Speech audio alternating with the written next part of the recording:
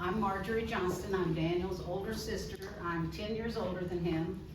There were 5 children in that Johnston family, and I was the second one. Dan was the 5th one, which means that Dan was the baby, and all the other 4 siblings spoiled him and told him how wonderful he was, and he was. And from the time he was very little, he was drawing and showing us his drawings and telling us he was going to be famous. Preschool, he was telling us he was going to be famous. So there was something very special about him, and he knew it. Somehow he knew that. And I went off to college while he was still in elementary school. So there was a space of time where I wasn't as closely involved with him day to day, but then when I was teaching in Waller, where my parents were living, and Dan came to live with them, you know, because of his mental problems, he wasn't able to spend many years by himself and had to be under the care of my parents. And because he was there and I was teaching in Waller, I would go over there after school to check on my parents, and I would get to spend time with Dan and see how he was doing. And then I retired from teaching because my father needed help with my mother's care. She had Parkinson's.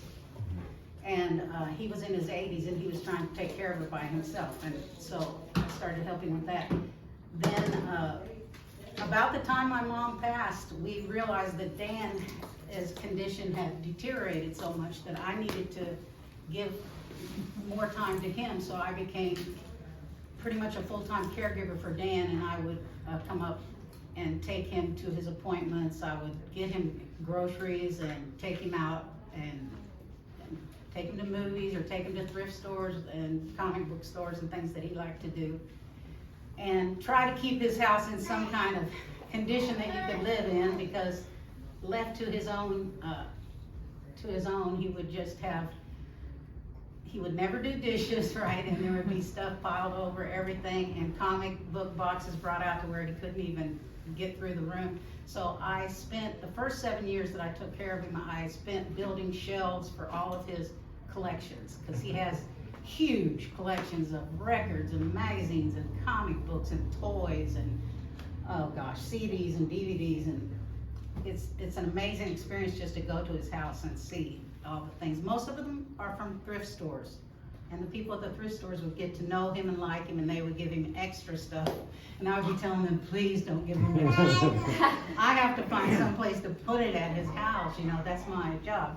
And that brings us to how our collaboration started, is that when I was trying to find a place to put all the Simplicity, Butterick, and McCall's patterns that he bought boxes of them because he liked the pictures on the front of the ladies in different poses, you know, they were drawings, right?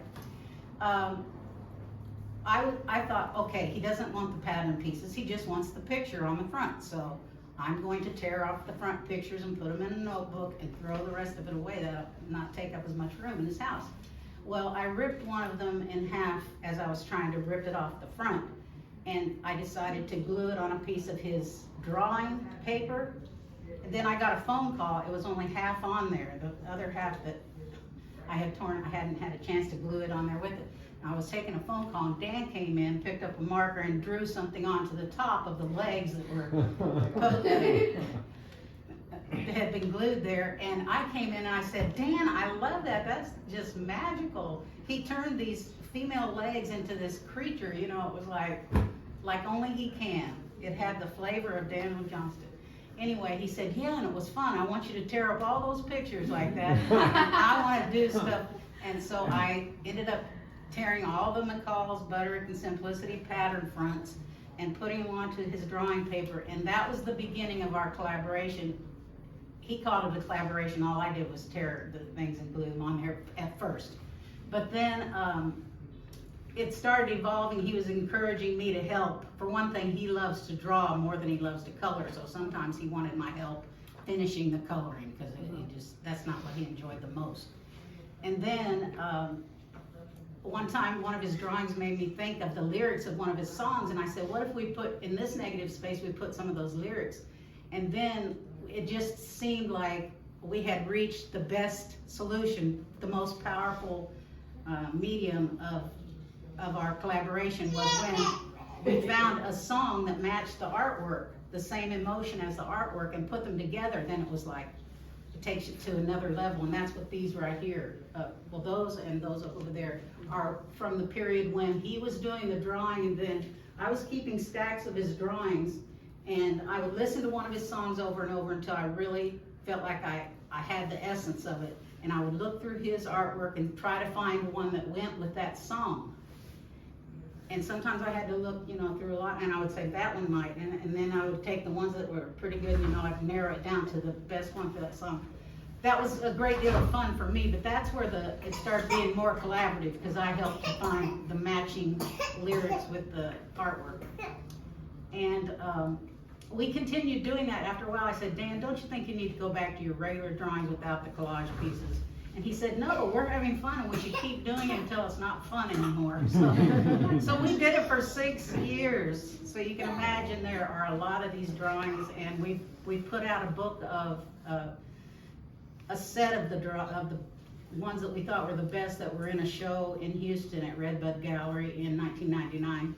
And there's enough left that we did together that we could put out 5 more volumes like that. So on this first volume, it says volume 1, and I want all of y'all to encourage my brother Dick, who is in charge of all that, things like that we should put out some more volumes of those collaborative collages that have the lyrics from his song on there with his artwork. I don't want to talk too long to where you don't have a chance to ask questions. I'm willing to talk about anything about how it was to be Daniel's sister, or anything about the art, or anything you're curious about. I love that you say that when he was 9, he was already saying that he was going to be famous. Because when we first met him, the fact that he started saying that all the time was like, he at our age, in the early mid-20s, he seemed like the least likely person on earth to possibly ever get famous. And yet everyone who met him when he said that to, it's not like anyone rolled their eyes, but it was such a strong statement from someone who was so unusual, and it was so cool that way back when he was just 9, he was saying the same thing. I guess it was just 14, 15 years later when he was saying that to us. When I look back 2 or 3 years at after that, it was true. Things that he said in his artwork and in his songs, and just over the years that I knew him, I'm starting to think of him as a prophet, because he was aware of things at a young age that I didn't even, you know, think about until I was much older. And then even when I did think about him, I didn't have as pulled together of an idea as he has.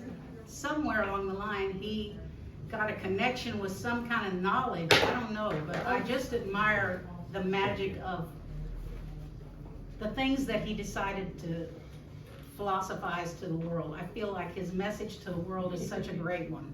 He's an unserviceable prophet. Yeah, unprofitable service.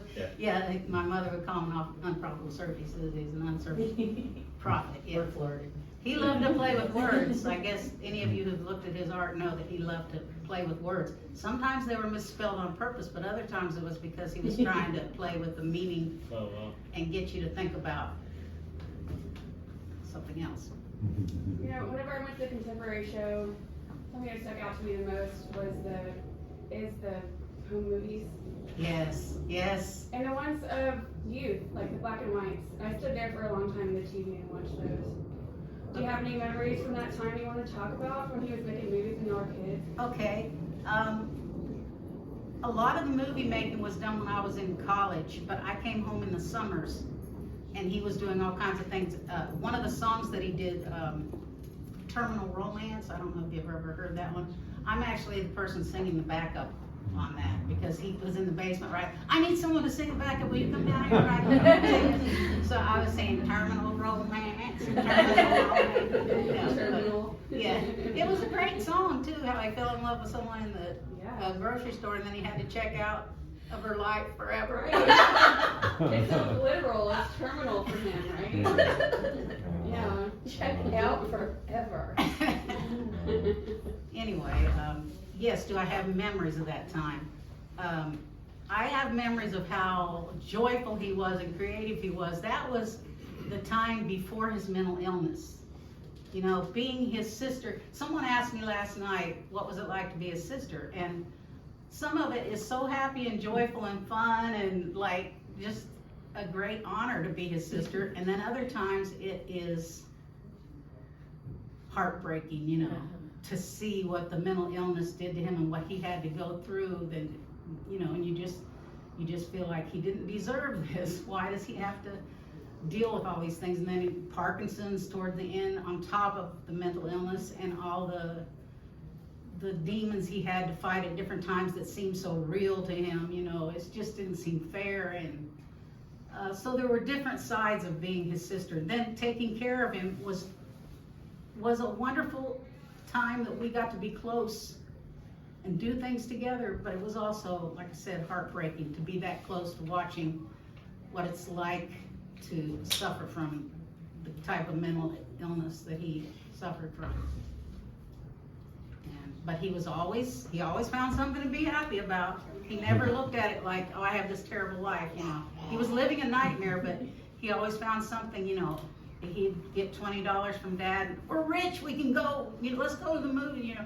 Or he'd be in the hospital and he would be saying, there's this really cute nurse. And they have MTV here, you know. And I'm going, man, that's great. I'm so glad you're happy. I would bring him stacks of paper to draw on when he had to be in the hospital, which was quite frequently. And if he ran out of paper before I came back, he would start drawing on the styrofoam trays that they served his food on, you know. And the nurses would be fighting over who got to have the styrofoam tray. And he just made friends everywhere he went. And I've been studying his art. I'm trying to put together a book about his characters and different things that happen in his art and things that recur. And because I grew up with him, I see more things in it maybe than some other people would, like hymns that we grew up singing and scriptures that we grew, and his friends' names and things that other people might not catch on to. But I'm sure there's a lot of things I'm not catching because I wasn't there throughout different periods of his life. But I'm trying to put that book together. What was I saying? I was fixing to say something. Like a biography? Or... No, it's more a study of his art. The characters, first of all, and how they evolved, and the types of words and phrases that keep recurring and things that I've discovered. Okay, I'll give you one example. I just discovered this like 2 weeks ago, and it was so exciting because I'm studying it. I'm making my own files. I have these different ideas going, and when I go through his art, when I see something that fits, that's that theme I'm talking about, then I make a black and white copy of it and I put it in those files, so then I can see them all together. Okay, one thing is, you know, he made up his own superhero, Captain Crash. He's in a lot of his art. He has a zigzag. Which one is he? He has a zigzag spot on the front. Do you know if it's in the show? I would be surprised if he wasn't somewhere, but anyway. Well, if you see him. Anyway, I noticed that Captain Crash doesn't have a color scheme. Every time he's there, he's got different color of uniform, and I thought, was Dan experimenting? He couldn't decide because this was his creation. It wasn't one he borrowed from Marvel Comics or something like Captain America. So was he just experimenting, or why was it always a different color? Oh, I couldn't believe this then I came to one of his drawings where he said, Captain Crash in his coat of many colors. Now, if you know much about the Bible, coat of many colors was Joseph. Okay, the favored son, Joseph, had a coat of many colors, and it made the brothers sell him off into slavery because they were jealous that the father loved him more and gave him this coat of many colors. And I thought, does Dan think he is Joseph and his siblings have, you know, it just made a whole other thing, because one time I asked him, who is Captain Crash? He said, well, I used to think it was me, but it could be anybody if they want to do good deeds. All they have to do is put on the Captain Crash uniform and help people and stuff, you know, so. Anyway, so that was like, when I saw that, the coat of many colors is why he always has it a different color every time he draws it. So it's discoveries like that, and finding out the false prophet and the Antichrist have a certain look in the figures. I should have prepared more to point things out to you, but I'm going to try to come out with a book that will point all this out to you. Are there any other questions? Or questions. Okay. The big one for today is, hi, how are you? Oh. On his birthday. You know, how are you? How am I? Yeah. Well, I just had back surgery. Yeah. I know. But I'm enjoying, I've been retired, you know, ever since I started helping to care for my mother. Yeah. I've been retired and I'm enjoying my retirement. I enjoy doing comedy in local community theaters. I like to do some acting, and I sing in a Southern Gospel quartet. We've recorded 3 CDs. So I enjoy the art forms also. I do some artwork and drawing. The last teaching job I had was 5th and 6th grade art. I started out teaching elementary music, and then I taught junior high band and choir, high school band and choir. Then when I came out as a lesbian, I wanted to have time for life, and band directors don't have time. I decided to use my elementary ed degree to teach 4th grade math and science. Well, then I looked at the children's artwork and I got all interested in art. So I got certified to teach art, and the last 10 years of my teaching was teaching art. Both brains, left brain Yes. and right. When they tested the faculty one time, I was the only teacher who was whole brained. I don't know how, that seems impossible. Yeah, Amazing. that I can go on the right side or left side of my brain. But what's really cool is that doing this stuff to promote Dan, I have some experience with art and music, so that's another thing that helps me be able, it's like, I don't want to freak everybody out, but maybe God had it all planned out, you know. I didn't have children. I had the time to take care of my parents and my brother, and I had this background in art and music where I could promote my brother's legacy and his message to the world. Right. And I just feel like that was my mission, and I'm happy about it. I feel like I have a purpose and I like it. So I hope I'm not saying too many things that y'all are be rolling your eyes like, Oh, great. Wonderful.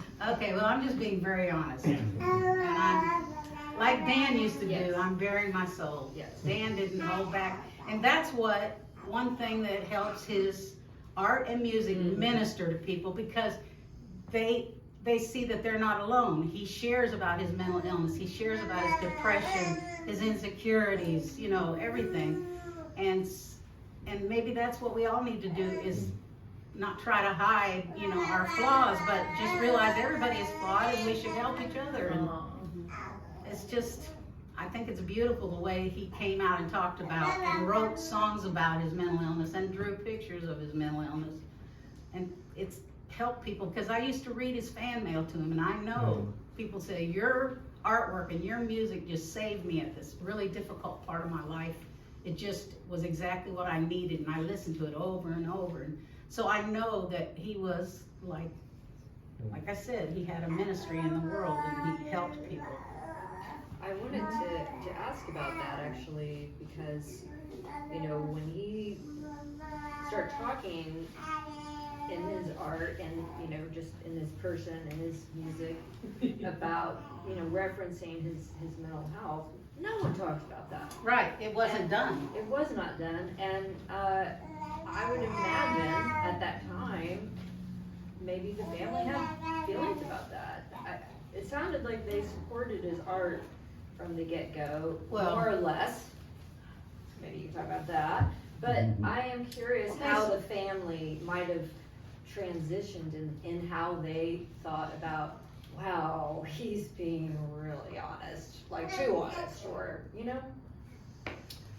Yes, my mother was concerned about how she would be viewed if her son is mentally ill, you know, and she's just human. I mean, it's not because she was a bad person or anything.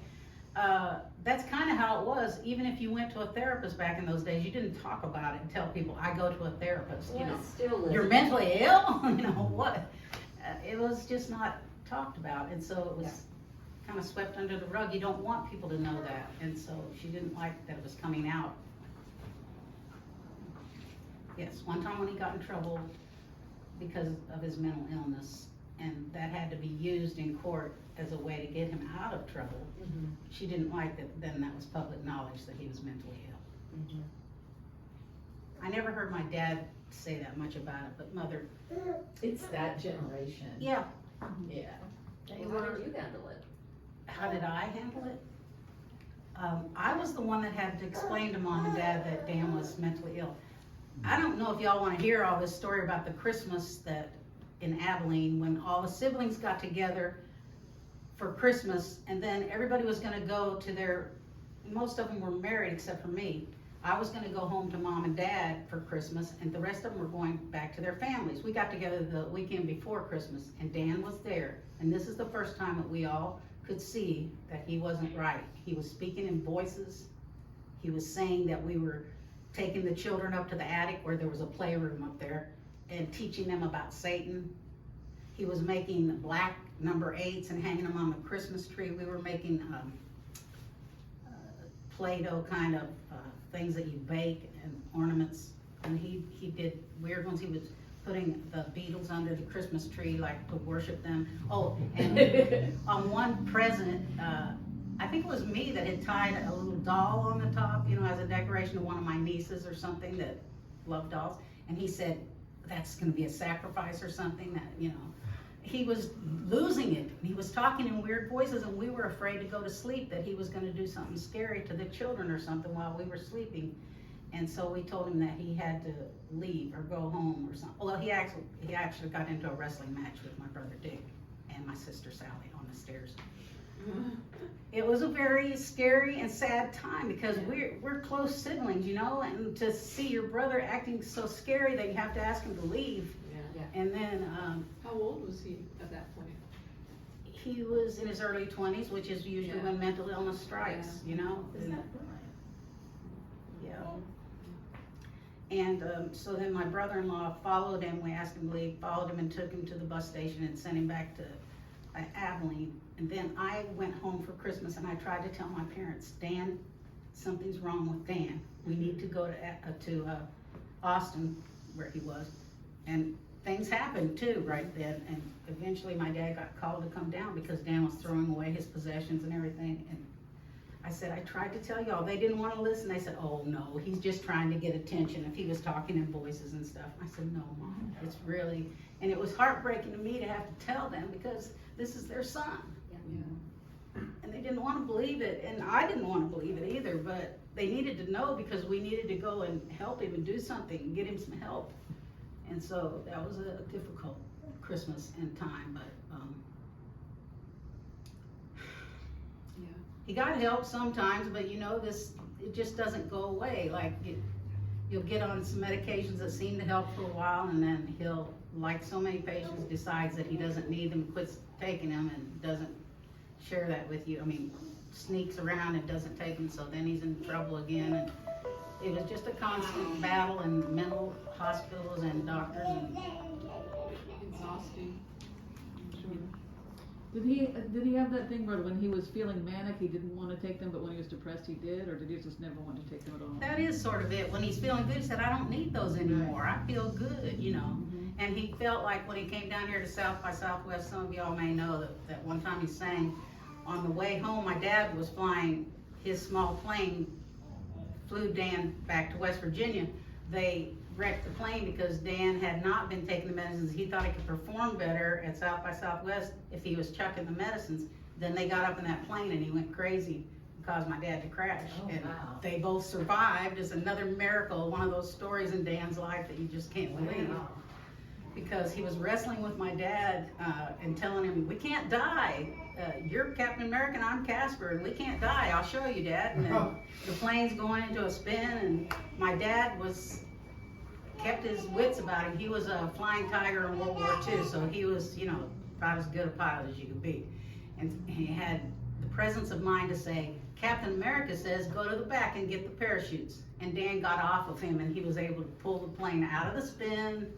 Wow. He tried to he saw a field over there, but before the plane was coming down because Dan had turned the plane off and thrown the keys out. So the engine was off, so they're gliding, right? So before they could make it to the field where he was gonna try to land, the trees took the wings off. But then they were in this one tree and it cracked and let them down. I'm going, what? This is another one of those God things. God has a plan for Dan, and it's not over yet, you know. I just don't know. It's just amazing. Well, okay, so you know, because I'm an art therapist, I had a big interest in how you collaborated with him. And in art therapy, there are some methods where an art therapist might say, do art with a client, and it's all about following the client's lead, right? Because you don't want to introduce your stuff. Right. And you had this background doing art, being an art teacher, and being his sibling in this But you know, I had an intense respect for him as an artist. yeah, I was intimidated to try to contribute anything. He kept encouraging me to. right. I didn't push anything on him, and I tried to follow his lead. I was trying to tell him, just go back to your regular drawing, because it was making me a little nervous. I thought his fans are gonna resent that, you know, that I'm taking part in this or something, but Dan has always been a collaborator. He's collaborated with a lot of different people on different things, and he likes to do that, Right. as you know. Right. And you, So, it evolved, and I became more comfortable, you know, with parts of it. Yeah. And he encouraged me. He loved to talk about it. See, if he was just there working on his art by himself with no one to say, "Oh, that one is so cool," and did you do that on purpose? He loved that I was there to talk with him about his art. Like it was a way to engage with the world. Yeah, and he wanted the encouragement to draw better. Even in some of his art, he's saying, "Tomorrow I'm going to draw better." Because he felt like when he did it real fast, that wasn't better, that he needed to take time, but I don't know. I like some of the ones where he does it very fast. Maybe more than some of the ones where he spends more time, but. So you've also talked about how some days he was very productive and other days not, and I presume some of that's related to the medication therapy and or where he is in his cycle and mania or depression. One time his medicine got they were going down trying the wrong things with him, and his art, everything became small and mingled together. His signature became real small. His hand was shaky, you know, it was different.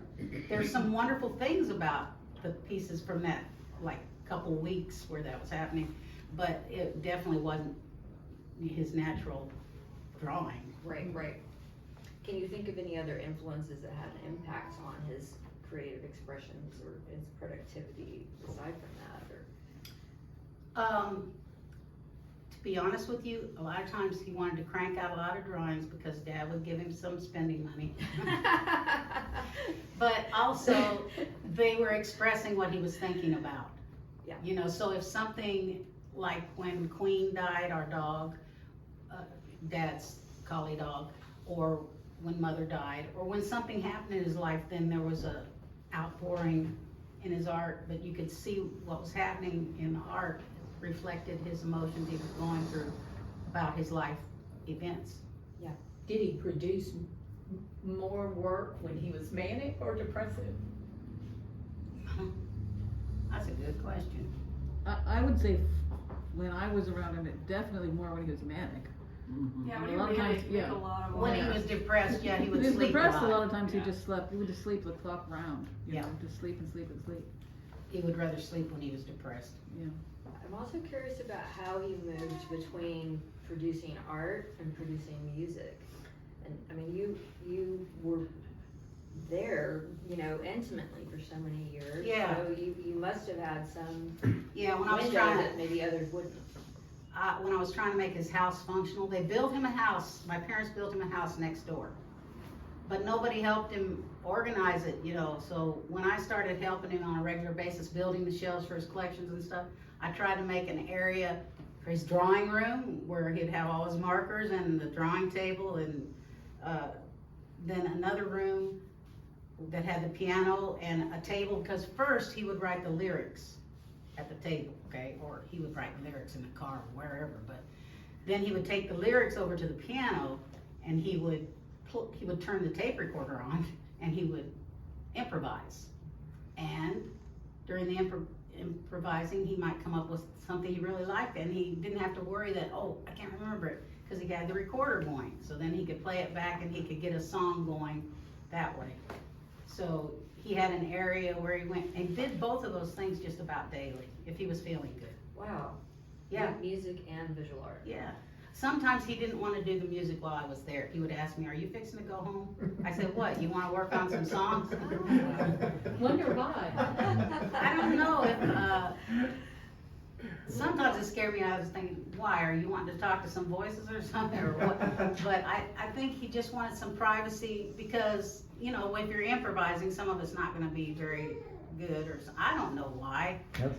It's like having someone hanging over your shoulder while you're Yeah. drawing. It makes sound, so even if you're in the other room, you Yeah. can hear all the bad Yeah, and things too. And that's the another thing, I didn't breathe over his shoulder while he was drawing, I would look at stuff after he Yeah, finished. yeah. And that's another reason why it was hard to get him to draw on large pieces of paper, because he said, "Oh no, what if I mess up?" He wants a stack of paper where one of them, if he messes up, it doesn't mean anything, then he feels free. But when it was a large, expensive piece of illustration board or something, no, I don't wanna draw on that because he didn't have the freedom to mess up or whatever, in his opinion, mess up. Yeah. That stuff's a lot of artists. Yeah.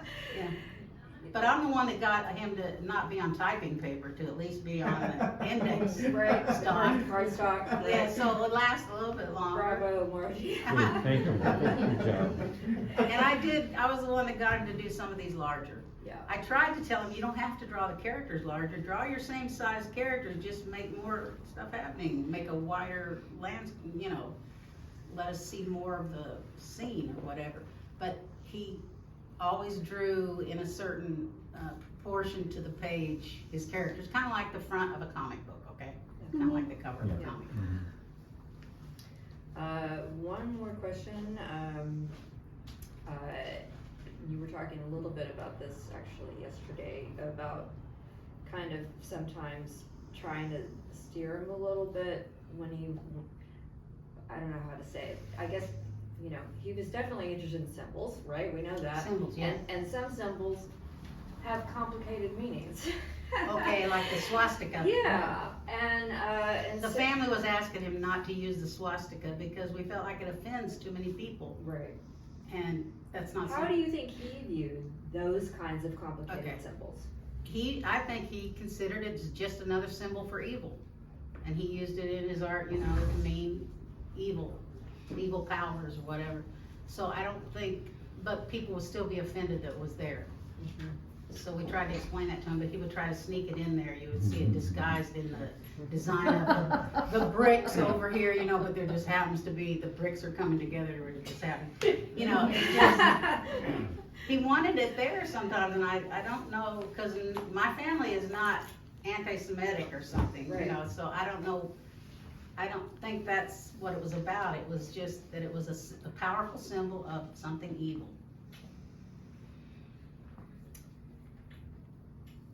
Anybody else have a question? You answered a lot of my questions. I love your Like just questions. talking.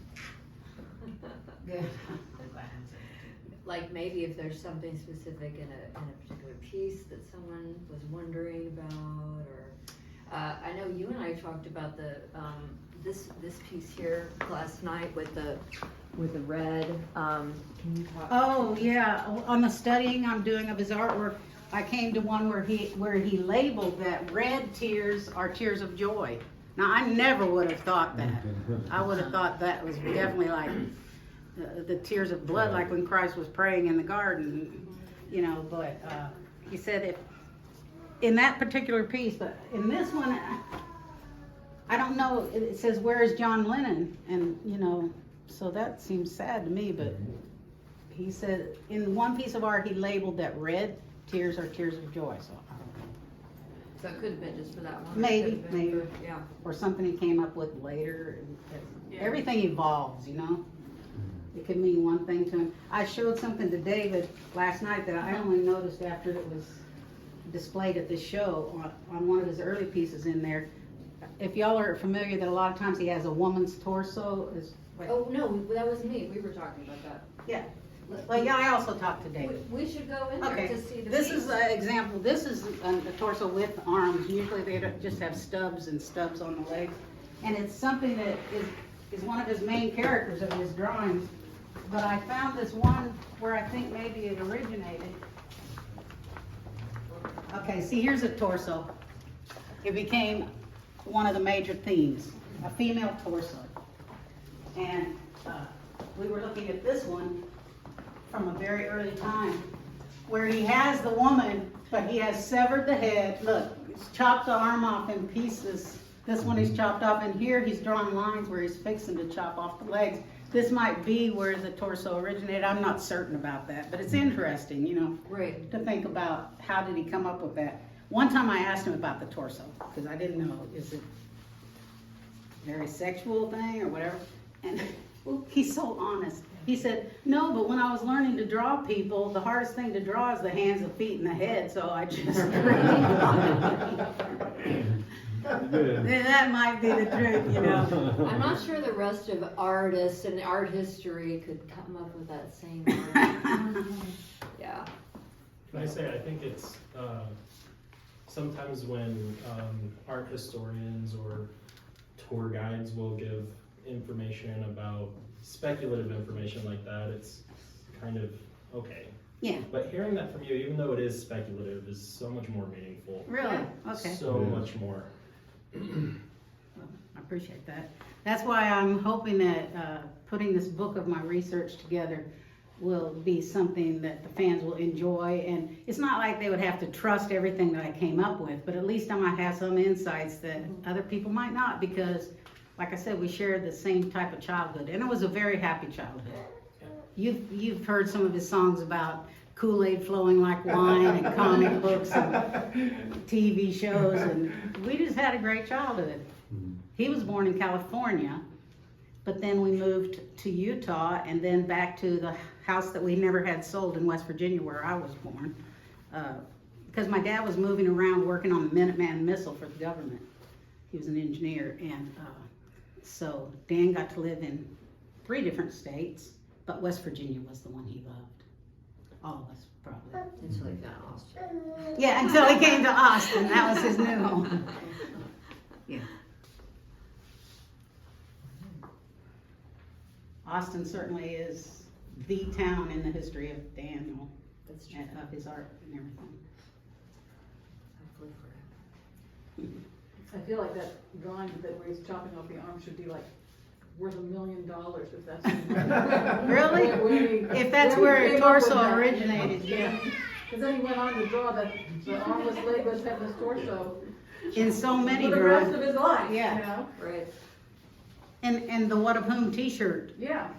is a bunch of torsos standing on different platforms. And the reason that we chose that for his t-shirt is because the What of Whom cassette, where he did the What of Whom album, had a torso on it. So we kind of thought the torso was the theme of the What of Whom. So these are some of the ones, before we started putting lyrics, these were the collaborative, I would put collage pieces, and he would draw something from it. He enjoyed the challenge of seeing what he could make from whatever I put on there. Then he started requesting, would you put more pieces of women and pieces of cars, because I like ducks to drive the cars. So, you know. What's with all the ducks? Well, I could tell you what he told me about that. Yes, do. Well, his early ducks, I think there's one over here. Didn't I tell you to look at it? This one? Doesn't it look? No. No. Duck and torso on that There's one. error. Here. There was the early ducks had wings. You know, eventually they had arms just like people, but some of the Well, there's a duck here. Some of the earliest ones, you can tell it looks like a phallic symbol, like balls and. Oh, yeah, yeah. See how the two legs, and he said, well, don't you know that duck thing has always been about masturbation? I said, no, Dan, I didn't know that. Oh my gosh. Everyone knows. How would I know that, Dan? Sometimes I wish I didn't ask him stuff because. But the ducks became heroes, like the space ducks, and there's duck wars where they're military and tanks and everything. The space ducks use spaceships and things to defeat Satan, but it's always they're on the good side, the ducks are on the good side. Defeating evil. So, oh yeah, here's one of Torsos on the platforms that the t-shirt was designed after. Yeah. That one's so good. So that became, yeah, a very common symbol, I call it a symbol, in his artwork, but like the dead dog's eyeball is a common symbol in his artwork. There's is that an early duck? Yeah, maybe Is that that's the one you were looking for? Well, yeah, you can see They it, all have that. how much that, thing. how it started out. The early ducks, you could see the legs and the neck is, I think it's time for Kathy to play her music, and I feel like I'm talking too long. No, you're good. Quite better Great. myself.